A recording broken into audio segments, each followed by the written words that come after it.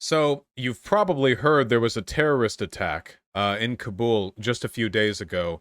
The gist of it is that in the ongoing evacuation process that is being facilitated in part by the United States military, a suicide bombing at a gate killed over dozens and dozens of people, including, I believe, 13 U.S. soldiers, which is, because our country is terrible, the only thing we actually care about.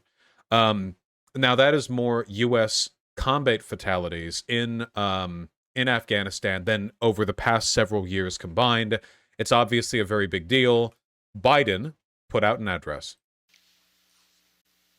This evening in Kabul, as you all know, Let him take it away. terrorists attacked that we've been talking about and worried about, that the intelligence community has assessed, has undertaken an attack by a group known as ISIS-K. I've said before that ISIS-K is a very dumb name. This is like a sub-branch of ISIS. It is still a very dumb name, and I am not taking that back. I will risk my life and limb criticizing this terror group. The lives of American service members Speed it up. standing guard at the airport and wounded several others seriously. He had also wounded a number of civilians, and civilians were killed as well. I've been engaged all day in constant contact with the military commanders here in Washington and the Pentagon, as well as in Afghanistan and Doha.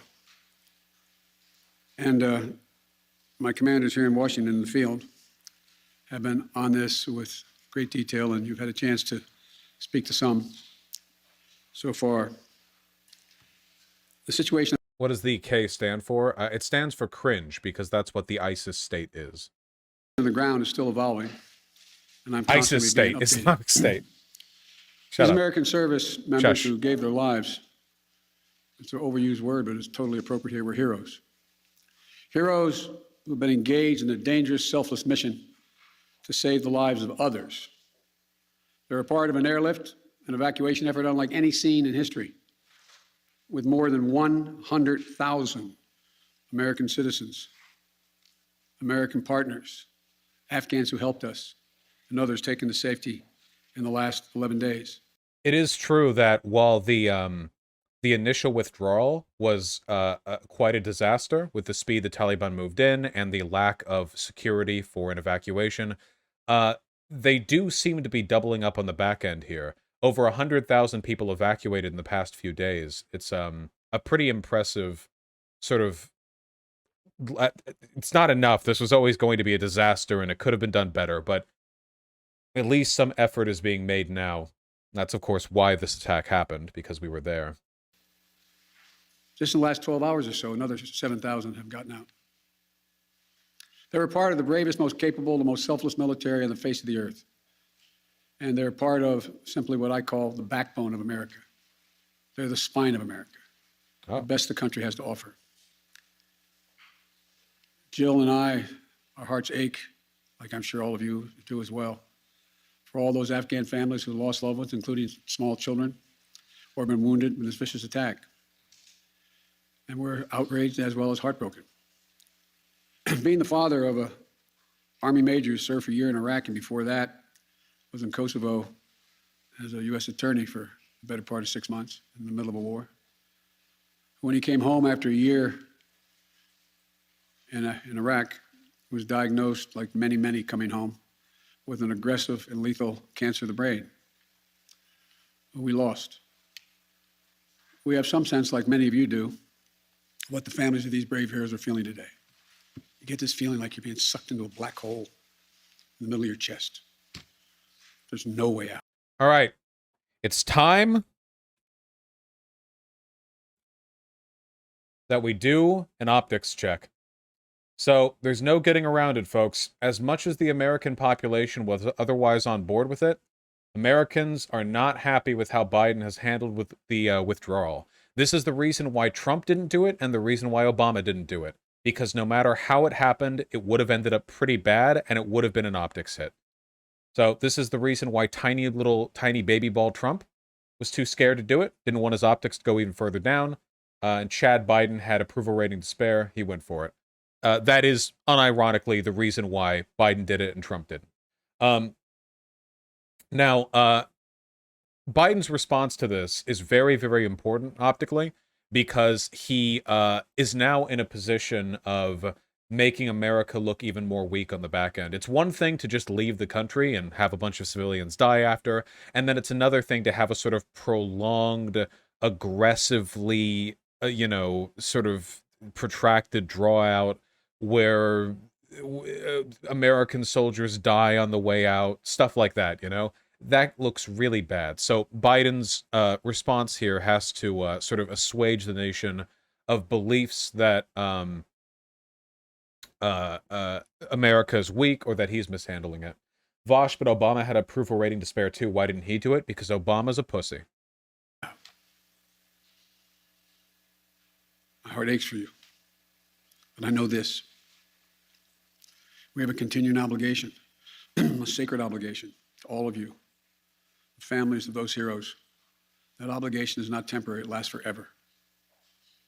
The lives we lost today were lives given in the service of liberty, the service of security, in the service of others, in the service of America.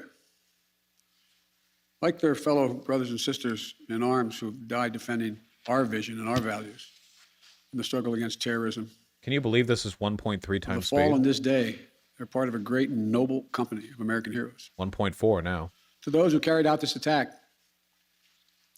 as well as anyone who wishes America harm, know this: we will not forgive. We will not forget. Expect We will us. hunt you down and make you pay.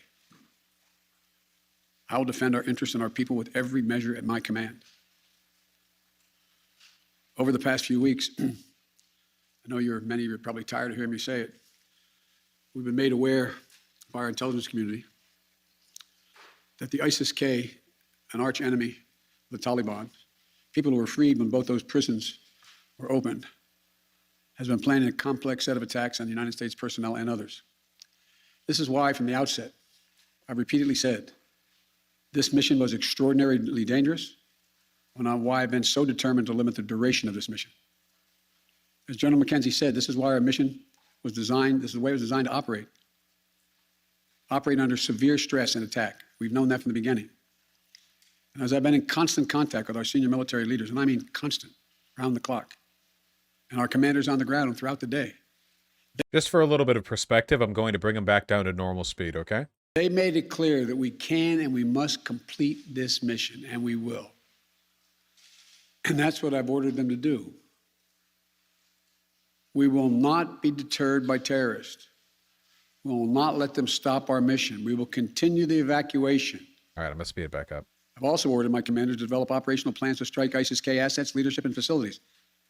We will respond with force and precision at our time, at the place we choose, in the moment of our choosing. Here's what you need to know. These ISIS terrorists will not win. We will rescue the Americans who are there.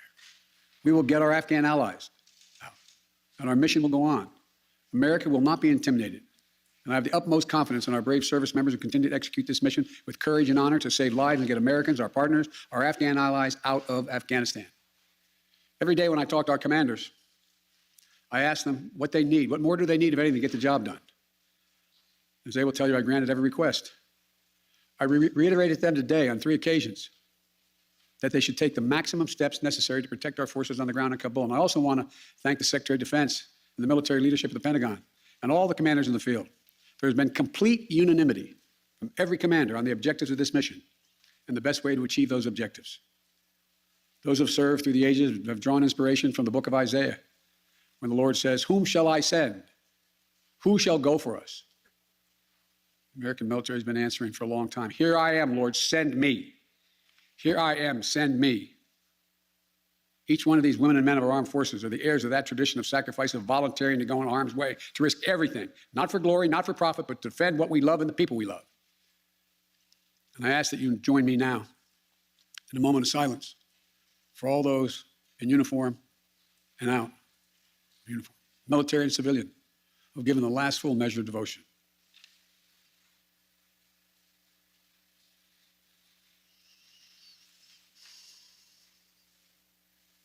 That is some loud breathing, sir.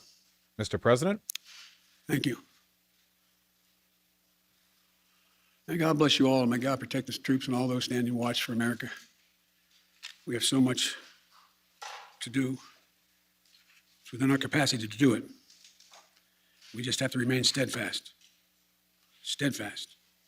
We will complete our mission, and we will continue after our troops have withdrawn to find means by which we can find any American who wishes to get out of Afghanistan. We will find them, and we will get them out. Okay. Now, what were the problems with that speech? Well, the problem is that optically Biden is in an unwinnable position. The reason why is because after a massive terrorist attack that led to the death of over a dozen U.S. servicemen, he needs to appear strong, vindictive, powerful, and vengeful. That's kind of a common way to behave after something like this. The problem is, we're pulling out of Afghanistan, which means that anything he says has to be tempered by the fact that his original plan to get on out of there is being maintained. So there's kind of like two competing things here. One of them is what you'd expect to see after a terror attack, and the other one is the ongoing plan to pull out of Afghanistan. Really, really, really difficult to manage there. I don't know if there's a win in this for him. Now, he did say, we shall not forgive, we shall not forget, expect us 4chan Anonymous. And then shortly thereafter, there was a missile strike, or sorry, an airstrike that was conducted very shortly after that attack, which, as far as we can tell, procured one kill from the ISIS-K, the organization that was claimed responsibility for the terrorist attack. Now, as far as I know, ISIS-K said they were responsible, but they haven't provided any proof, so we don't know necessarily if that's if they were even the ones who did it, but I don't know why else they would take claim to it, and I don't think the Taliban would do that, because the Taliban are probably not looking for excuses to keep the United States in Kabul, you know? Like, it seems unlikely to me that the Taliban would want to provoke the United States into a prolonged occupation when they're this close to controlling the entirety of Afghanistan. So that seems unlikely to me, and there are only so many groups that could reasonably do it. So I'm going to guess ISIS-K. That seems most likely. The drone strike targeted one person. And hey, I'll say this much. Given those preconditions are correct, I really don't give a fuck if we do drone strikes that kill single people with no civilian casualties, and those single people are parts of ISIS. I don't really care that much about that, you know? That's on my descending list of which types of imperialist military engagement I care about. That might be the lowest possible rung. So, I do stand by that. Of course, we're relying on military info here, but there actually have been a few airstrikes conducted by Biden's administration that have been somewhat reasonable. The one that was in Syria, for example, the one that killed like 17 members of that Iranian-backed militia group that killed a U.S. Contractor just a few days before, that also didn't have any reported civilian casualties. As long as these things are being conducted in retaliation specifically, rather than sort of blanket attacks that kill a bunch of civilians, I think that they're certainly more defensible. Whatever the case may be, I am glad that Biden's retaliation, was a targeted drone strike and not like sending people into a city. You know what I mean? There are certainly worse ways to retaliate. Remember when we retaliated for 9/11? That started a war. That was a very, very bad retaliation. Or bombing. Yeah. But if our retaliation is just going to be killing ISIS members, then okay. It was very performative, this retaliation. There's no actual evidence that the person who was killed, the ISIS-K member, was directly responsible for the suicide bombing in any way, meaning that Biden's administration may have very well scrambled and said, oh God, we need to find somebody that we can kill, We need to kill somebody right now. And they just chose like an easy and obvious target, Which, again, if they're going to do that, if they're members of ISIS, then better, better than any other group, you know? There is no group of people on Earth, that, you know, or maybe very few groups of people on Earth on ISIS tier when it comes to acceptable drone targets. That's about as legitimate as you're going to get. So he's in a really tough optical position. Vosh, you're basically justifying the murder of someone just because they're part of an evil group. Yeah, I am okay. I also would have been okay with fighting the Nazis in World War II. Yeah, I also would have been okay. I'm also okay with fighting like Confederate soldiers. Yeah, I would have been okay with that too. That's true. Yeah. They're not just random evil people. They're part of an evil militia that's currently engaged in, yeah, it's, yeah, yes. Um, True. Anyway, um, God. Um, Anyway, it wouldn't surprise me if Biden tries to throw out some more like frantic, like highly compensatory drone strikes, as long as they stay highly targeted drone strikes against ISIS members and never turn into future occupation, don't turn into bombing, don't turn into like anything more substantive than that. I think it's about as reasonably as he can handle it. He can't do nothing.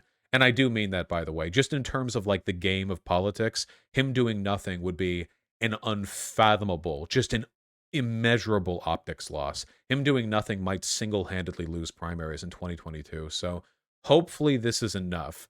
It's really bad. All of this is just so bad. Um uh Now, before the suicide bombing at the airport, the State Department actually did warn of the potential of that happening. So our intel seemed to have been pretty good. It's just there's only so much you can do to actually prevent it. There is still a risk of future suicide bombings. Biden's pullout date for the evacuation is the end of the month, the 31st. That's in 3 days. There's still plenty of time for another suicide vest to sneak in through the crowd. The Taliban warned us? Yeah, because they don't want us to stay here. Um, so hopefully that doesn't happen again. I fear that if there's another terrorist attack and more U.S. servicemen are killed, there's a possibility that Biden might do something more drastic to prevent him and his administration from looking weak. And I don't think I'm going to like whatever drastic measures those are. So that's not good.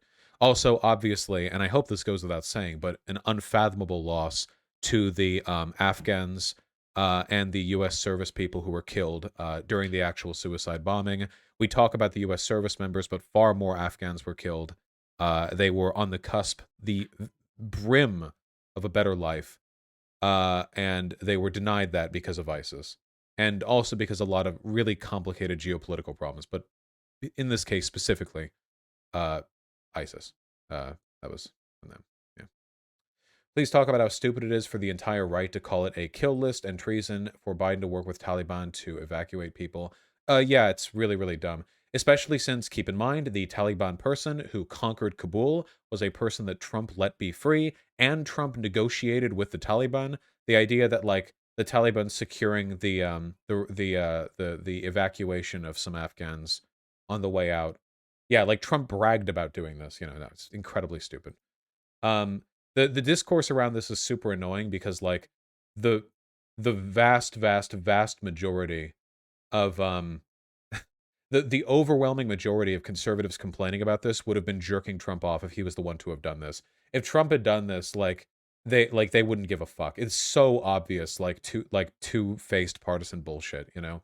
It is a really rough situation, but I'd like to believe that I'm not so partisan that I wouldn't have been able to praise Trump if he had done this. If Trump had actually pulled out of Afghanistan and Trump had tried to secure the evacuation for as many people as possible, like what's happening currently, up to a deadline, then I'd like to believe that I would have been sort of skeptically appreciative of that behavior. Uh, though I also at times fall prey to partisanship. Um, did you see the last question? Biden took on this yesterday with a Fox reporter. No, did not. Bosch, killing Nazis was part of gaining ground, ultimately defeating them. Killing one guy doesn't achieve anything tactically or strategically. Okay, this may be a difficult take, and I might be criticized for it, but I do think it's okay to kill ISIS members who are doing ISIS things, ISISly, who are ISISing. I do think that's okay. I do believe that. I am of that opinion. In an ISISist sense, you see. They're saying more the reason behind it is weird, Vosh. I mean, I don't.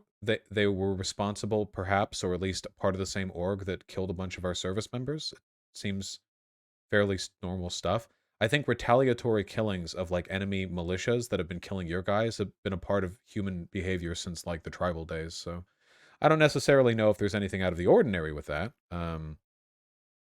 Pompeo with the Taliban. Yeah. God. Oh, look at that. Look at this. Look at this bromance right here.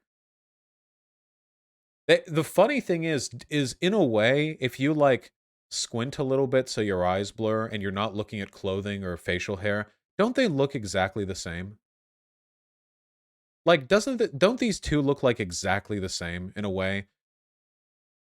They both look like conservative, stuffy, not happy to be there dudes.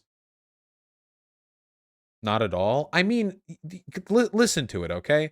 Stuffy, conservative, they're not happy to be there. They both look kind of indignant. They both look a little bit repulsed by each other's cultures. They both represent like the far right wing of their respective countries. They're both sort of there as a kind of half necessary period. Yeah, like a vibe. Like yeah, the vibe. I don't mean appearance. That's why I said look past the clothes and the beard and squint. I don't mean their appearance. I mean their yeah, the vibe. Yeah. I'm getting a similar vibe, okay? Yeah, same person, different spawn points. True. They're dating. True. Have you seen Stone Toss retweet Taliban commanders who post his comics? Yeah, well, I haven't seen it, but it makes sense, right? There's really not that much of an ideological difference between the Taliban and the alt-right. Or ISIS and the alt-right. There are ISIS. They're just, not as militarized. Vosh, you think the extrajudicial killing of bin Laden was okay? All right. I really don't want to get canceled for this, okay? Oh, God. I actually don't have a problem conceptually with American participation in the war on terror. The problem is that the war on terror was a literal war, which was fucking stupid to begin with. The war on terror shouldn't be literally invading countries. What the fuck? The war on terror should have been us working with countries in that region, using our superior technology and military tech to take out like highly volatile targets and like propagators of global terrorism, okay? Now, America fuels a ton of global terrorism itself. I'm not saying we have the moral high ground all the time, but when it comes to like fucking Al Qaeda, like, yeah, okay, yeah, all right, yeah, I don't really, yeah, okay, yeah. Yeah, Operation Inherent Resolve was great. Yeah, 100%. Yeah. The thing is, global terrorism is a real problem. It's a problem we often contribute to. I'm not saying we don't. I'm saying that in the times where it's possible for us to mitigate that problem, I'm okay with us working with countries in that area to further promote that. The objection could be the U.S. assassinated bin Laden without capturing him and putting him on trial in line with international law. Oh, yeah. No, that should have happened. I will I will always prefer, like 100% of the time, I will always prefer like capture and trial over execution. What happened with bin Laden's execution was really fucking weird too.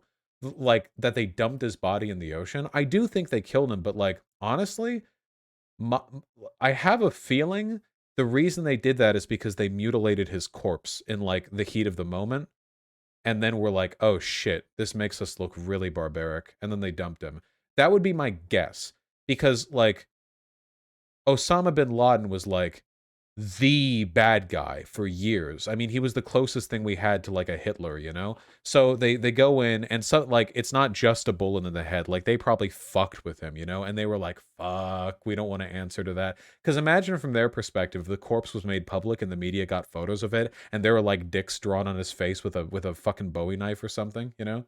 And the media's like, "What happened here?" And SEAL Team 6 is like, you know? I honestly think that's what happened. I don't think it was a conspiracy theory or anything like that, because this has happened all the time throughout history. When you storm the castle, and the monarch's like palace is breached, and then like the monarch isn't just like killed; they're like fucking mutilated. This has happened many, many, many, many, many, many times. in history. It seems likely it might have happened again. That's my guess. But he should have stood trial, of course. Um, would have been better. We so rarely get good trials. Not to mention, by the way, I mean, if nothing else, wouldn't have been a little bit funny to see this to like hear like UN translators translate all of bin Laden like decrying the United States. You know what I mean? Like, don't you think that would have been a little bit funny? Like they're translating it. He's like the great empire across the sea. Like I don't know. It would have been a little bit of you know, would have been a spectacle. That's for sure. No getting around that. Big meme potential there. Oh yeah, very, very, very big meme potential for sure. For sure. For sure. For sure. Huge meme potential. Hey, the guy who shot bin Laden is a huge public anti-masker. Yeah, I'm not particularly surprised that people in the fucking Navy SEALs might be fairly reactionary. It's a feeling I have. Not always the case, but I think you've got to be you have to be quite a true believer to to get in through that far. That's not the guy who killed bin Laden. He claims credit. It's known he lied. Oh, okay. Well, whatever, As far as I'm aware, the guy who actually killed bin Laden's identity is still unknown. The dude who claims it was him actually ran up to shoot him in the head after he was drowned. Okay, doesn't that kind of give you the vibe, though, that they're so desperate to be the one who killed bin Laden, they would have, like, run up on a drowned corpse and, like, shot him? Like, yeah, I did it, dude. I killed him. I did it. Yeah, I think that gives that's the degree of jingoism we're dealing with at the moment here. Downed, not drowned. Sorry, downed. Downarinoed. A better question, I think, though I don't care about the guy. What do you think about the killing of Anwar al-Awlaki? He was an Al-Qaeda preacher and recruiter, but he was also an American citizen. Well, what were the circumstances of his death? Was this like the American citizen that Obama killed? The memory is faded from my brain. I would really depend on the circumstances. His son was killed too. Well, I'll never permit civilian casualties. That's impermissible. Killed him for being a propagandist for Al Qaeda. That seems a bit odd to me. For being a propagandist for Al Qaeda, not to say that also isn't something that might warrant death after a trial, but that does seem a little more odd to me.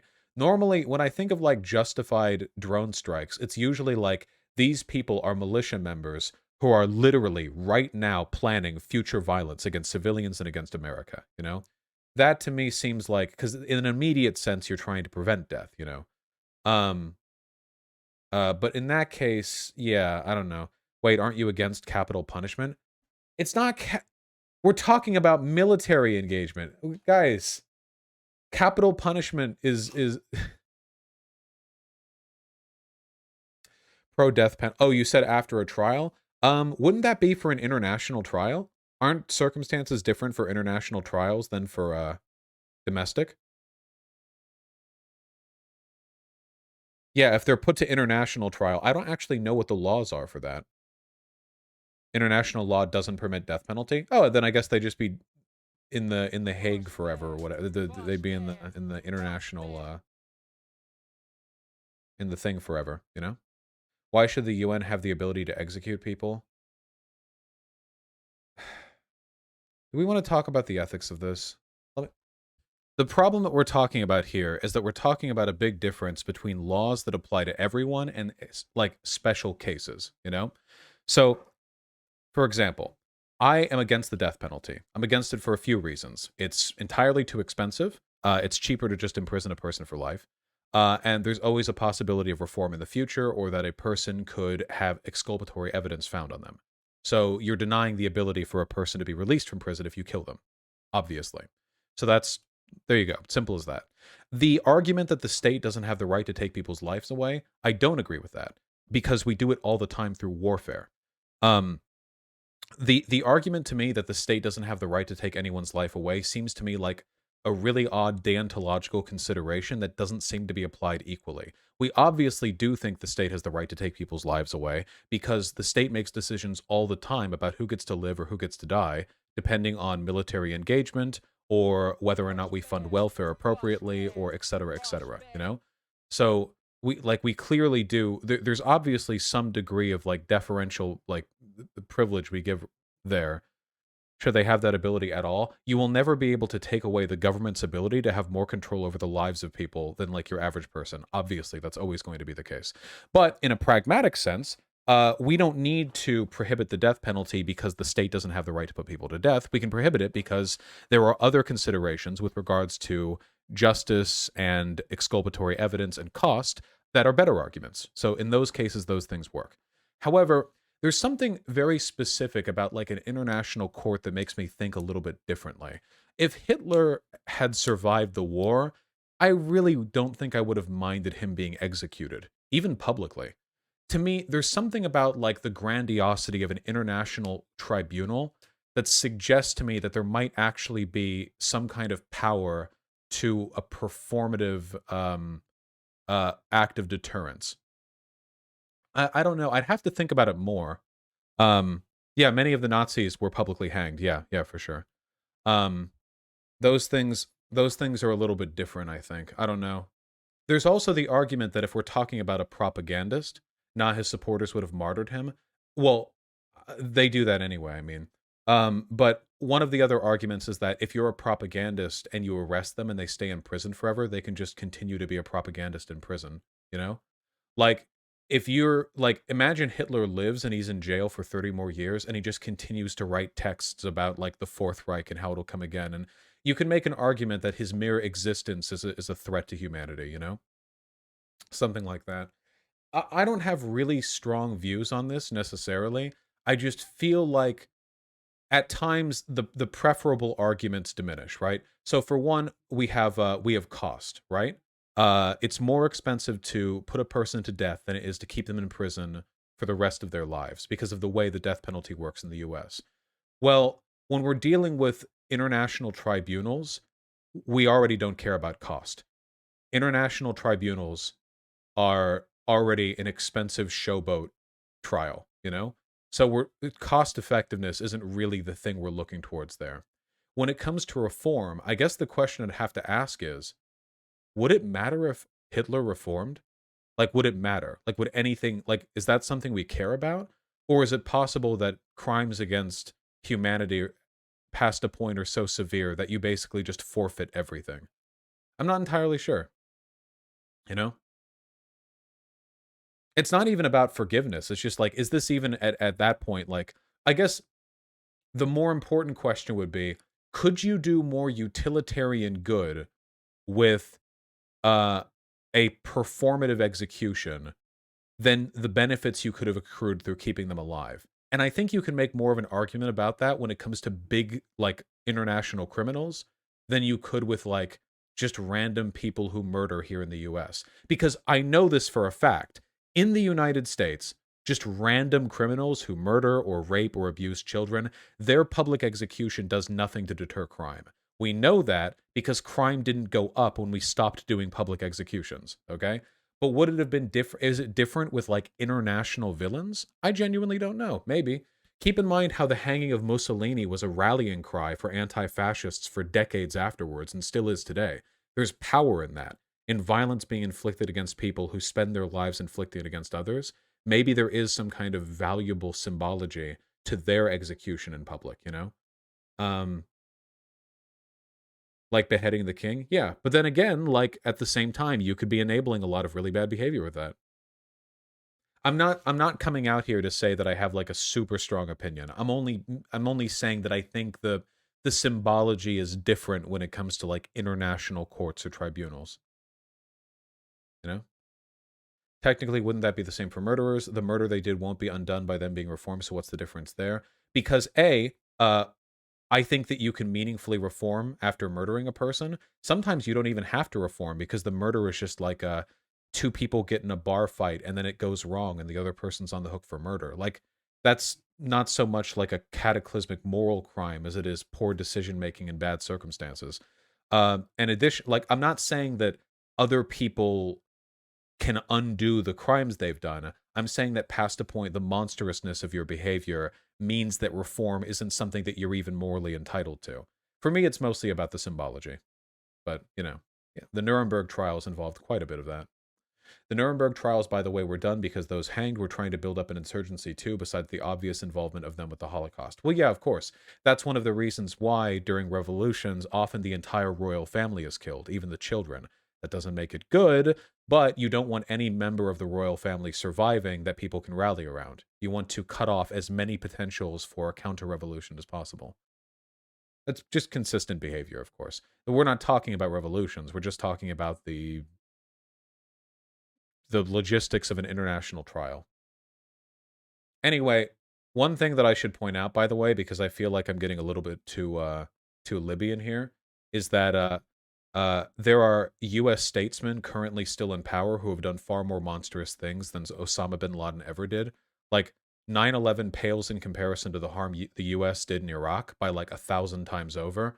So, if you want to go by pure utilitarian harm, Osama bin Laden is like a fucking saint compared to the people who signed off on that shit. Yeah, so just just to gain some perspective on this, when we're talking about like worldwide harm being done by political action, Osama bin Laden is several like rungs down the ladder compared to compared to a lot of people who get to just walk free. Maybe that's the real problem with doing this big showboaty performative execution of Osama bin Laden, because the implicit suggestion would be that he deserved it more than American statesmen, you know? Maybe that's what we want to avoid. The more of a performance we make their denunciation, the more we implicitly suggest that American politicians are not responsible for far worse. So, yeah. Same with Oliver North. Yeah. So many, yeah. Whenever I think of Oliver North, the first thing that I hear in my mind is that god-awful American Dad song that he did that one time. Remember that? When they, like, caught the audience up because they knew the average person wouldn't know enough about the Iran-Contra scandal for the plot of the episode to make sense, so they had to get everyone... They had to get everyone caught up in it. Yeah. Ollie North. Ollie North. Watch it? I can't. That's gonna be, No, I can't watch. It's gonna be copyright. It's gonna be copyright. And now he's on Fox News. Yeah. No way I'm going up against the Seth MacFarlane empire. They got their DMCA takedown notices on fucking lock. For real, though, does the existence of a limit to wrongs done pose a difficulty for rehabilitative justice? I don't know. I don't even have any strong points. I don't even care. Whatever. I don't care. No death penalty anywhere. There's just more nuance to it. I just like the discussion, okay? I don't know. And to be honest, we're kind of like arguing over the argument over whether or not international war tribunals can execute people is less consequential than like SNAP benefits in the US. 1 year of improved welfare programs in the US will save 10,000 times as many lives as any decision made with regards to the death penalty for international criminals ever could. We always have to proportion the like meaning of our arguments here. We talk so much about big grandiose events and so little about the petty nothings, the mundane government policies that kill tens of thousands of people. So the BBC is now reporting that many of the Afghans killed in Kabul on August 26 were not killed by the suicide bombing, but actually shot dead by American soldiers in the chaos right after the explosion. Holy shit. Many we spoke to, including eyewitnesses, said significant numbers of those killed were shot dead by U.S. forces in the panic after the blast. And this is from a BBC Pakistan and Afghanistan correspondent. Distraught relatives search Kabul's morgues looking for their loved ones. This baby you managed to Why save, but then there's another baby. Amongst those killed, Mohammed Niazi, a taxi driver from London who had travelled to Kabul to try and help his family get inside the airport. I've seen this video. There's gore in it. Might want to check. Oh, fuck, you're right. Hold on. His eldest daughter and youngest child are still missing. His wife was also killed.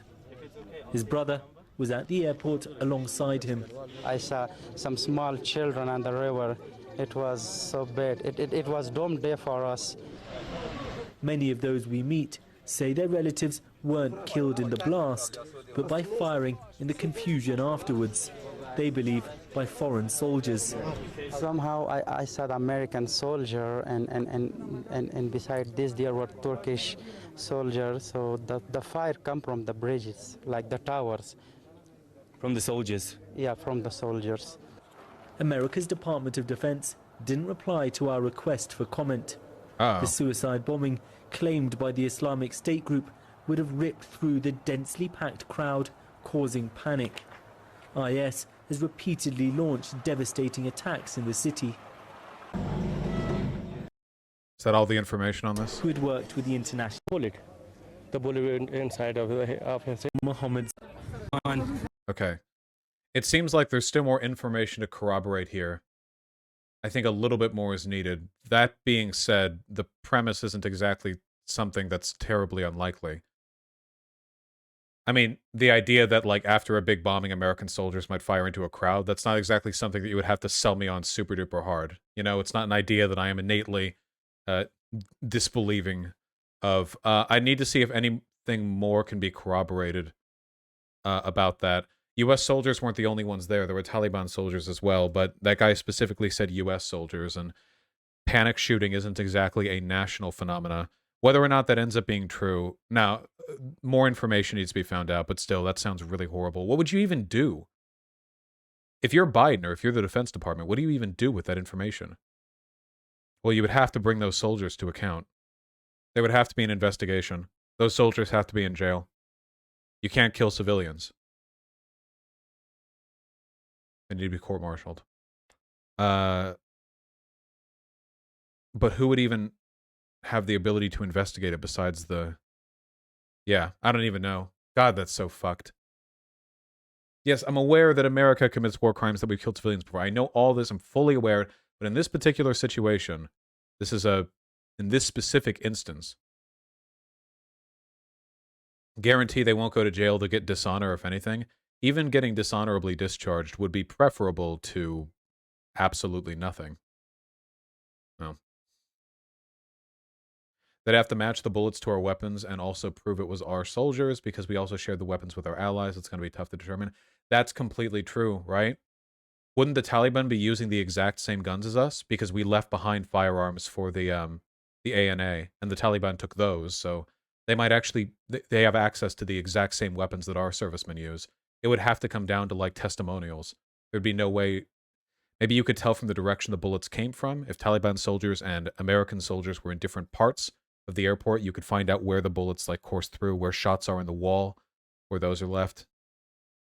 But how can we do an investigation like that? We're pulling out in 3 days. How could we even find out? We're gone like in no time. Do you think the Taliban would allow an investigation like that to take place in the airport even after our withdrawal because it would vindicate them? I doubt they would. Like, yeah. We might never get anything besides testimonials. There's no way to do a full investigation in 3 days. Not even close. I mean, we would need to send people there, and they would need equipment. There's no way. Absolutely no way. Huh. Yeah, and as soon as we withdraw, how do we even get the evidence? Like, we're out of the airport now, so we lose any physical evidence. And what do we have? Testimonials? Like, from who? People there? People here? Phone camera pictures, that would be it. If any surface. But a suicide bombing is probably going to, like, nobody's going to be pulling out their cameras after a bomb goes off.